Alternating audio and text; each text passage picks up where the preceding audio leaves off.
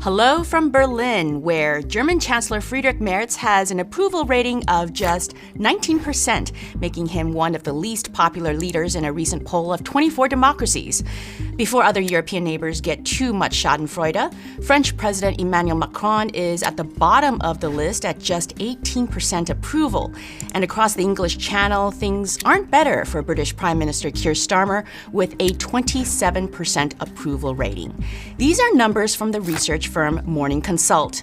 To put all this in perspective, U.S. President Donald Trump sits relatively comfortably at 38%. People don't like their politicians, they don't like their governments, and so if they're not seeing quick, instant gratification, it just fuels that just deep nihilism among our publics. That's Laura Thornton. She's worked around the world examining different democracies and the challenges they face. She says these low approval numbers are increasingly the norm. So like it's Starmer today, but if the United Kingdom elected a different leader, I guarantee they'd have low approval ratings, right? So it's just this dissatisfaction. So it's not about like that they're doing a particularly horrible job. In my opinion, partly people can point to mistakes they've made, but it's more just that leadership full stop is annoying everyone. And that is a side of a sick democracy, because it's not really about, who you elect and they're just not performing well. It's about the fact that we just don't like anybody. And so what that's going to do, as I mentioned, is push people towards different alternatives. And when Laura talks about different alternatives, she means populist politicians who promise everything. Just imagine two candidates in an election campaign. One keeps making unrealistic but attractive promises. Everyone gets a free car, or you'll double your income. That puts the other normal candidate in a pretty tough spot.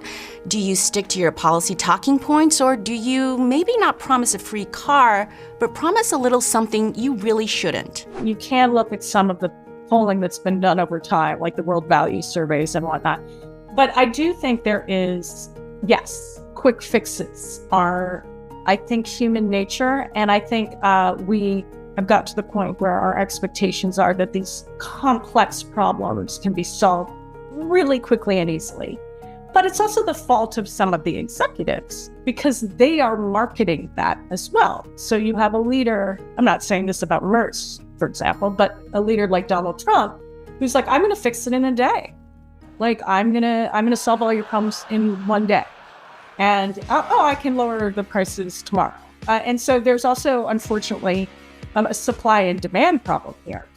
So you have these leaders, particularly on the far right illiberal side, that are, coming in saying, I've got simple solutions to complex problems, only I can fix it.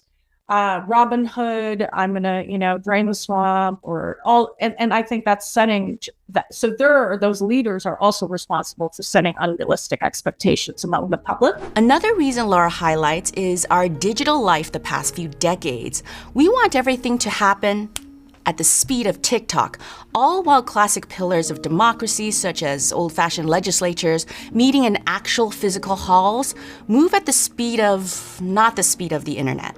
I also think we live in a, as you know, a digital world where everything is moving really quickly and we have short attention spans and we want immediate results. And that is a result of privilege and comfort in some ways.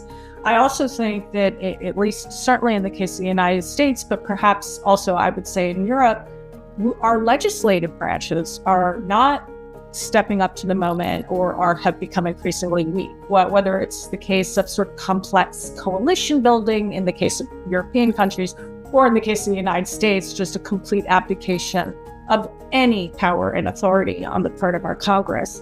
So again, the executive is like in the hot seat. to be the one to deliver. And then there's the global economic and political rise of China over the past 2 decades, a country run by an autocrat, Xi Jinping.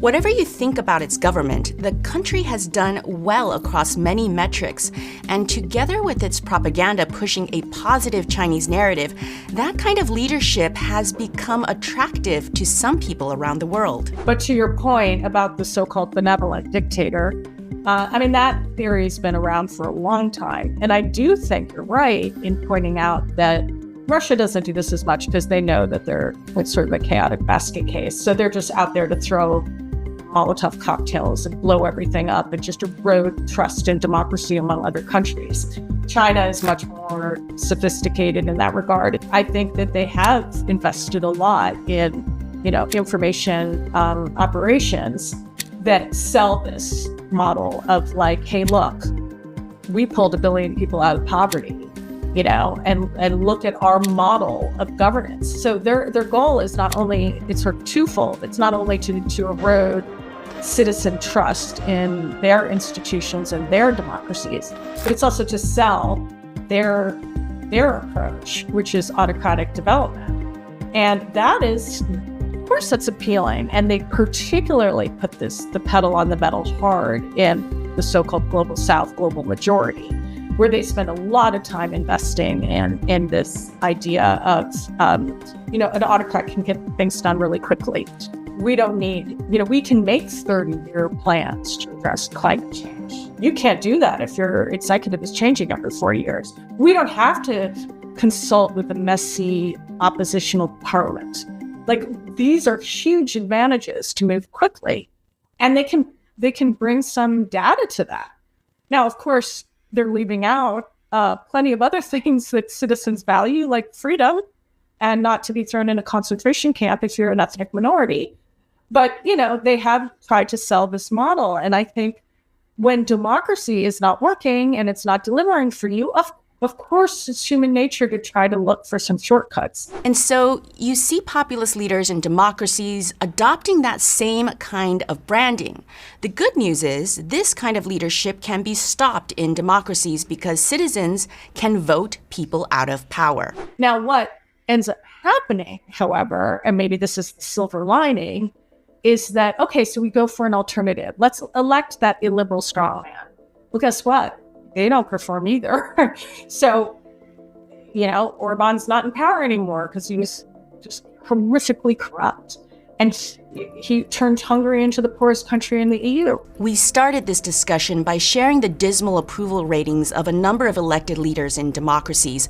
Politicians are under intense scrutiny these days. A 15-second soundbite from an hour-long speech gets snatched and put on social media, generating anger and divisiveness. That, in turn, makes many politicians cautious. Laura says leaders need to break from that fear.